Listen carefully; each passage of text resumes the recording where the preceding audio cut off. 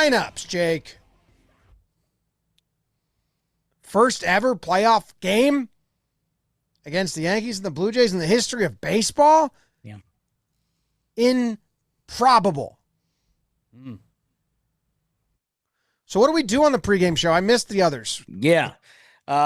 We usually do the lineup. Excitement, nerves. We do the lineups.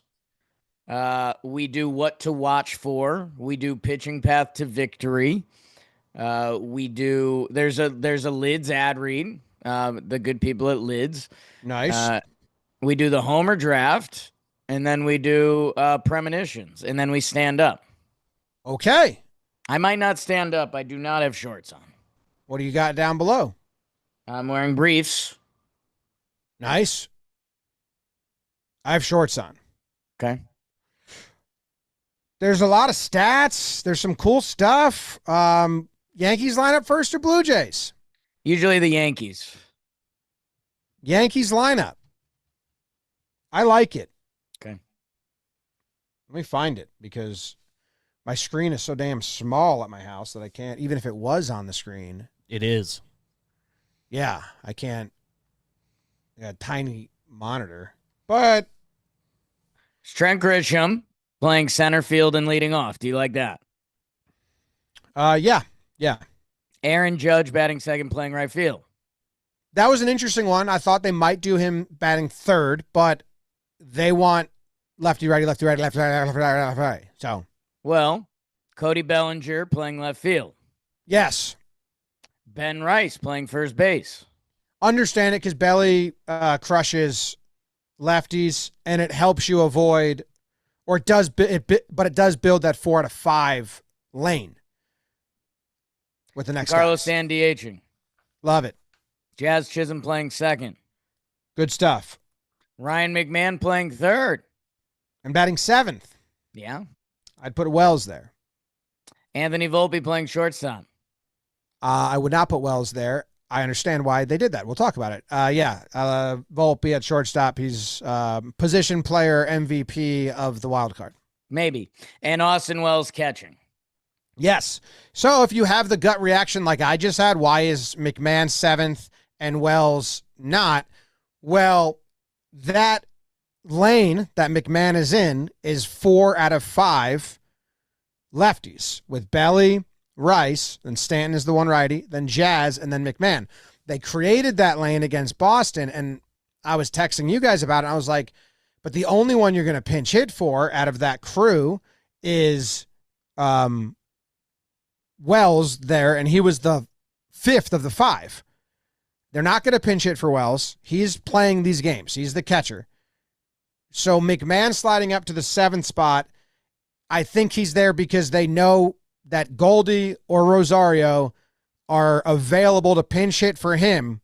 If they bring in a lefty to attack that lane, then Boone has now set up a spot where it's a little bait trap, if you speak, where he goes to the righty in that spot and can bring Caballero to play defense at third.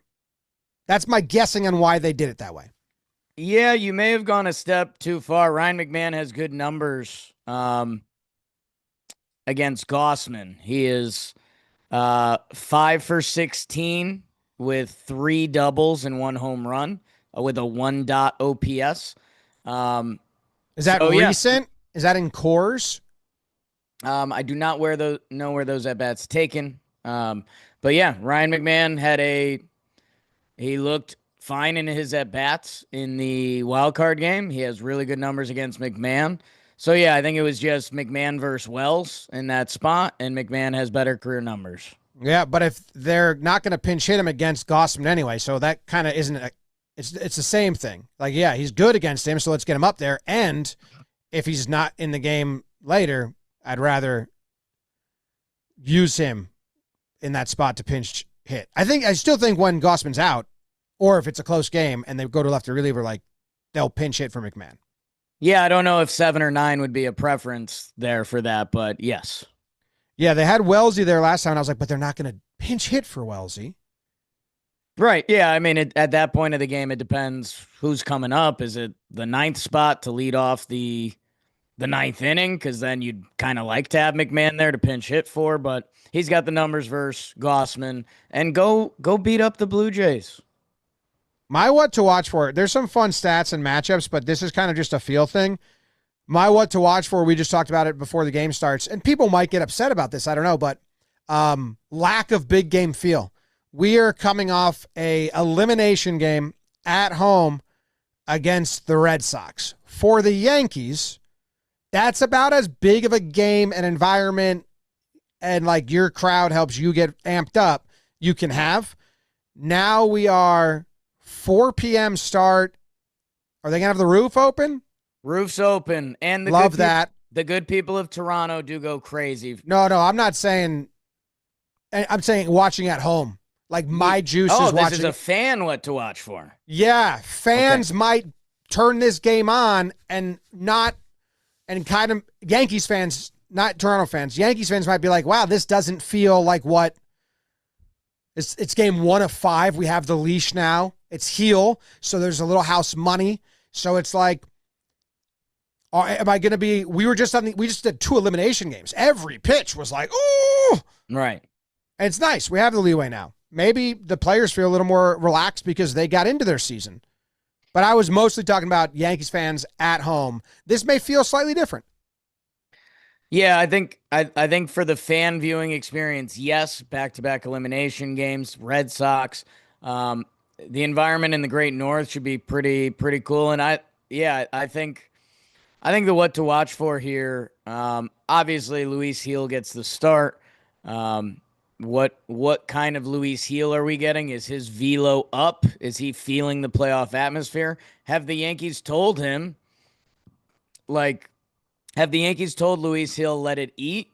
Like, if Luis Gil gives them 3 innings, they have a plan with Tim Hill to Doval. Like, do they want to get people's feet wet in the playoffs?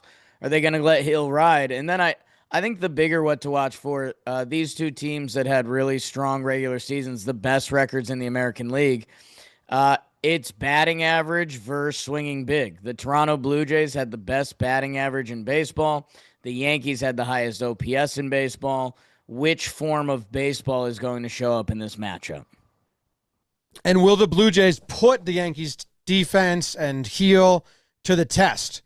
I think they will. It's how they play, but how much will they do that? You know, Schneider's got great quotes saying the team's bought in. Like, if we need you to just move the ball to move runners, we're going to make you do it. And he's got all these quotes about how he like this year worked on like the confidence in making decisions and saying, this is it. I'm the manager. We're doing it, which is cool. Will they overdo it? Will they think the defense is as bad as it was the last time the Yankees were in Toronto? Or will they probably scout and understand it's a little better? Or will the Yankees defense go back to what it was, even though we have better players? It's kind of like the first time they start bunting or infield hits. You want to see how the Yankees do it. A double play early behind Gil would be nice. Oh, McMahon to Jazz? Yeah, because Gil puts guys on. Yes. Yeah, and that's Gil's had an interesting year this year. We haven't fully known how to process it. The stats look good. There's a lot of contact, and the Jays are contact. So a couple quick innings early would be fantastic. They will be swinging. And another, I guess you need to know or what to watch for Toronto. No Bo Bichette, who's, one of the best hits guys in Major League Baseball. So that changes the top of their lineup. It does. And then they also go into 3-man rotation, which is not the game 1, but if you make them use a lot of bullpen, I don't know. I'm actually curious how it affects you. Would you rather Gossman be in there and throw a lot because they're going to a 3-man? Probably. Yeah, I think I would expect them to plan for a bullpen day. We went through their bullpen in the preview. If you haven't listened to that, go check it out a little bit. They do have a lot of arms that they like down there. So I think, and we've seen the Yankees do this in ALDSs before, I think they're going to be planning for a bullpen day. So I think it's the more you can get in there earlier, you can affect the series. I'm interested in the way the Blue Jays put their lineup together, Jake, because They created somewhat. They created a righty lane. They went Clement 9 and Jimenez 8, which means the Clement to Springer is righty, and then Luke's, then Vladdy. So that's 3 out of 4 righties. Yeah. And their bench, they have Heineman. He's a switch hitter. Otherwise, their bench, I believe, is all righties. IKF, Schneider, Straw. So I would guess Boone's looking at that and saying, well, that's where I would love to use Devin Williams if it's close and late. Or like Fangraphs and other places guessed it would be Clement 8 and Jimenez 9 just to keep the left, right going. Yeah, I mean, it certainly feels like Barger, Kirk, Varsho, Santander, Jimenez is the lefty lane, and it feels like Clement, Springer, Lucas, Vlad is the righty lane. So, and they'll, I guess Blue Jays fans, they'll pinch hit for Barger with Schneider or IKF. Like they use a lot of their players. Yeah, I think like we've talked about with a lot of these Yankees things, that it's game situation. What inning? The Yankees out of their bullpen are going to be Bednar at the end with Devin. So that's probably, Jim, that's probably the game of chicken with Luis Gil. Don't be surprised if Tim Hill comes out in the 5th or 6th inning, and Boone's going to be interested to see if they shoot their shot there, or are they going to play for Bednar, Devin, Weave later in the game?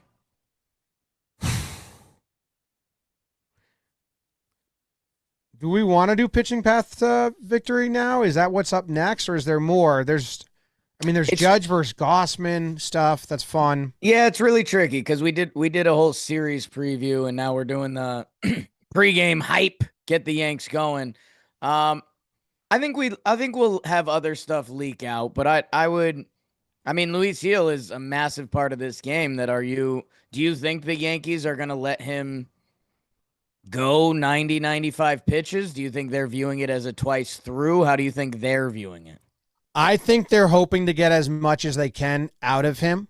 Like, I don't think he's going to be twice through, 65 pitches, looking good, and they take him out. I think they'd go batter by batter in that scenario and go until he's emptied the tank. Now, he hasn't thrown in September. The most pitches he threw was 93.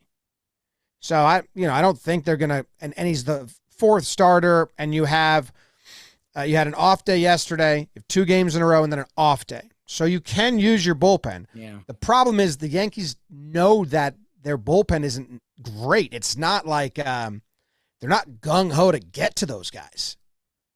So if they had no runs DMC or, some of the other bullpens in the postseason, I think it would be, hey, we need like 4 innings out of you, 5 innings, and you're out. But I think the Yankees know their bullpen. We don't know where the Yankees are at with Weaver. Like, we know they're not fully excited, but he didn't pitch in game 3. BBD just mentioned our chat. Max Fried tomorrow, who he's established himself that he's got some reach. That I guess with Tim Hill in that lefty lane and potentially a multi-inning effort from Weave trying to get him back involved in this series, I guess I'm fully in lockstep with you, but I'm starting to think that maybe the 2 times through might be more in play than we think, with the off day before, the off day after game 2, Fried tomorrow. And I don't know, it's a 5-game set. Like, I know we've been calling it house money just because Fried, Rodon, Schlitt are lined up, but the Yankees feel a little scared of Heel that they probably have a scared plan. Yeah, I think in a victory plan, so the Yankees are up 1, up 2, up 3, by the 5th or whatever. I think that they will go Cruz, Weaver, Devin, Bednar. I don't think they want to get 4 innings out of those guys. I think they want... Hill scares me because this is a team that puts the ball in play, and Yeah. he's a guy that wants to put the ball in play. That works when guys are swinging for the fence, and now they have the wrong swing for his pitch. These guys kind of bring the right club to the at-bat against Tim Hill. So he scares me a little bit, unless you get like a matchup you like with a lefty and a runner on, and you need one out. You need the double plays there. Otherwise, Tim Hill scares me against the Blue Jays. Doval, actually, I'd love to see him get into play if it's not a winning effort, because he's effectively wild, and I do think against a contact-heavy team, like that somehow works a little better. But he scares me as well. I think they want a perfect world. Perfect world, Luis Gil goes 5 point something. They use Weaver or Cruz to finish that 6th inning. And then they use Weaver and Cruz to finish the 7th. So those two guys split like 1.2, 1.1. And then you have Devin and Bednar 8-9. That's what I think they're saying is the perfect plan. Yeah, I'm interested. For whatever reason, this game reeks of Devin or Luke needs to go more than one inning. And they kind of said going into the postseason that they weren't going to do that with Devin, but there's also kind of a righty lane that it feels like one of them has to have a big effort. I'm interested to see how Boone manages it. They just lost game 1 in a 3-game series and won. This is game 1 with your 4th starter in a 5-game set. And I wonder if he has urgency with Gil there, or if he'll let him ride out some jams. I don't know the right answer. I think it's just very much feel-based, look-based. Does he look confident, but he's missing? Yeah, and that's probably the answer. If Gil's out there pumping 96, 97, and he looks good and he's throwing strikes, like we know, Jim, you've been on that the whole season, Booney's early press conferences about throwing strikes and being in the zone. And then we saw Cam Schlittler walking off the mound and he giving an excuse to Brad so Brad would stop talking to him. He's like, he's throwing strikes. And it's like, well, yeah, he's mowing people down. So, yeah, if Gil's in the zone and the velo's up, that probably dictates the decision. Yeah, I'm interested to see. And you got to watch Gil's body language, because Booney has talked about that as well with Gil and with Williams. Like, you got to their mound presence. That's the one thing Schlittler, a really good article if you want to read about how he works on his mound presence, his heart rate, his controlling his like emotions and his body language. It was pretty cool. So if you're watching at home, pay attention to that. Yeah, and since Gil switched to the purple glove, which purple represents royalty, he's had better mound presence. So watch out for that, I guess. And he did pitch in last year's postseason. It's not the best performances, but maybe that matters. I don't know. Maybe. I mean, Gossman has a lot of games in the postseason as well, and none of them have been good performances for him either. I mean, he's susceptible for the homer ball, and the Yankees play for the homer. I was listening to what was I listening to? Bill Simmons' podcast, and it's funny listening from a Boston Red Sox fan side. And they were, they took their jabs at the Yankees, but they also said, and this is an old Talking Yanks thing, they were like, man, everyone who comes up to the Yankees is like a threat for a homer. And that's what the Yankees have. Yep. Nobody has more homers versus Toronto. No Yankee has more homers versus Toronto than Judge. He's hit 41 versus Toronto, and he's got a career 300 batting average, 918 OPS against them. He also has a really good slash line against Gossman, 354 batting average, 492 on base, 792 slug, and 6 homers against Gossman, most of any pitcher in the big leagues. I think Gossman was asked about intentionally walking him or facing him, and he said, well, he's a lot bigger than most guys. He can hit pitches that most guys can't hit. He can hit a ball, and still hit a home run. He's just that strong. There's usually times if there's an open base and it's late in the game, we're probably going to do that. Speaking of walking him, he's the guy that can beat you with one swing. And Schneider walked Judge almost every at-bat during the regular season. I haven't been betting a lot recently. A Judge walk is like minus 147 if you live in that world. A Judge walk today. Lock that in, Daniel. Didn't the Blue Jays intentionally walk Judge like 5 times in They one love to. series? They think that's their like big brother move. Is like, what? Hey, that guy's not going to beat it. Like I think they were one of the. Did they walk Judge when there was someone on first this year? I think so. I think that was like the David Cohn where he's like, hey, if you walk someone when there's someone on second, it's the exact same thing if there's someone on first. I think the Blue Jays did that, and that was peak Yankees were floundering. It was like the right move. It became a joke too. Like Judge stepped up to the plate and just looked at Schneider, and then they Yeah. had a shot of Vladdy as Judge stepped up, and Vladdy just gave the signal himself. Like this was in their team meeting. Yeah. We're just not going to pitch this guy. So that'd be a bummer. That would be a bummer. Yankees lineup. What's the next official segment? And I'll Next leak some official stuff into segment. It's the Homer Draft. It's the Homer Draft. It's brought to you by Lids. Everyone, go get yourself a lid. This lid is from Lids. Yankees fans, it's time for another postseason run. We didn't know. I almost feel not ready. But now we've got one, and you can get whatever gear, headwear you need at Lids. They've got the classics, the new era, authentic collection, on-field apparel, and more. Plus, they now have Topps trading cards. You can get your Topps trading cards at Lids store, add to your card collection, and Lids is hooking up our listeners with an awesome offer. All you have to do is text Yanks 29017. That's Yanks 29017, and you'll get 20% off your next headwear apparel at purchase. Some exclusions do apply. Do you have a pick? Do you want me to go first? Did you hit on any of your wild card picks? Homer Draft, it's the Homer. The Homer Draft. I got the Ben Rice Homer. Hell yeah, dog. Way to go, Jake. You the man. I think the only other Homer was Volpe game 1, and we did not have that. Nice. All right, Those I have a had pick. No idea what was going on the whole series. Yeah, it's true. And that's you.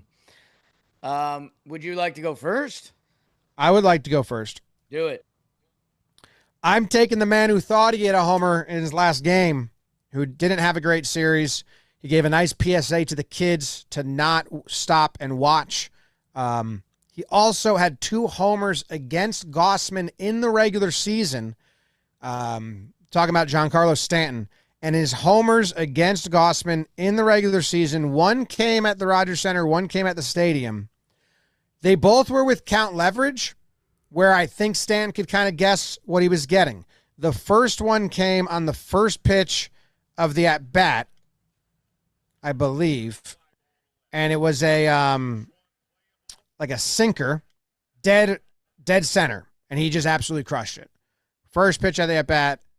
The next one came on a 3-2 pitch fastball, where Gossman just was like, 3-2 is a count for batters, mostly. Tried to spot a fastball low. It was 97, and Stan crushed it. Home run in 30 out of 30 parks. So I'm looking for Stan to jump a first pitch cookie, get himself into a 2-0 count, a 3-1 count, a 3-2 count. That's what I'm kind of eyeing up. Okay. And I think he feels good. Because if you don't know, Stan keeps a notebook after every game, like an at-bat diary against each pitcher, how they faced him, what they pitched to him, and then he reflects on it. So I think you just need a little confidence booster. And right now, he flips to that notebook page, and he's got the confidence boost on the spot reading it. Have you been journaling? No, I tried to start journaling like in the middle of summer. When we went to Barbados, I stopped. But I would just do a bullet point day recaps. Right. I did it when James was, my first son was a baby. And when I go back and read it, it's very fun to read. Yeah. Oh, that's what a day was back then. It's something you'd like a lot. Yeah. I just don't have time. But yeah, you would just do like 4 bullet points. Did this, did this, did this, did this. And Okay. I wish I did going it in the more. off season. Good pick, by the way. I like him. I could probably just use voice to text and just have like a program journal it for me instead of actually having to sit down and write it. 450 plus career homers. Big guy. I'm going with Benny boy. The Red Sox lived in fear of young, I mean, looks like a kid getting sent to the war, Ben Rice. And now Toronto has no clue what's coming at them. They're going to pitch around Judge. They're going to see sweet Ben Rice and be like, wait, Boston was scared of this guy? And then they're going to be scared of this guy. So I've got Ben Rice homering. Don't be shocked if it's the first inning. You know what? We can give the field Judge because they're going to want him. Well, we get 2 picks traditionally. Holy smokes. It's been a long time since I've done a while, pregame Jimbo. show. I'll take Judge. Good pick. Good pick. I think they're definitely going to walk him, so it's just getting the right situation. Yeah, that's true.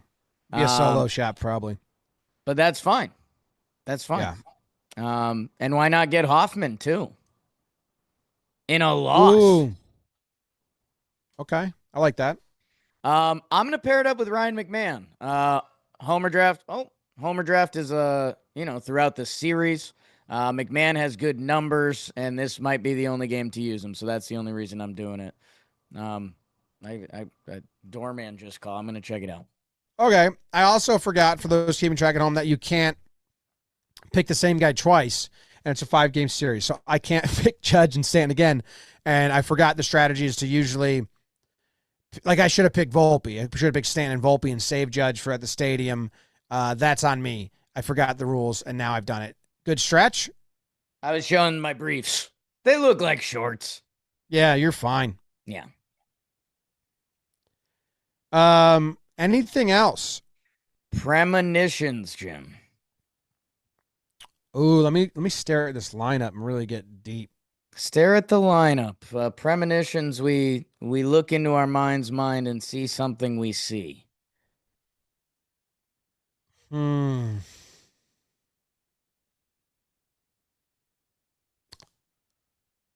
Okay, I thought of a weird one. Not weird. Okay. That's probably the closest I come to trying to blank brain meditate when I try to conjure up a premonition. Just kind of go dumb in the eyes, open up the peripherals, let the vision get blurry. And I saw Judge throwing a ball from right field hard. Whoa. Do you know that's you, me, and Joe's have now premonished that? No, you guys did that? I think every game somebody's premonished that. I did not know that. That's so funny. That's good.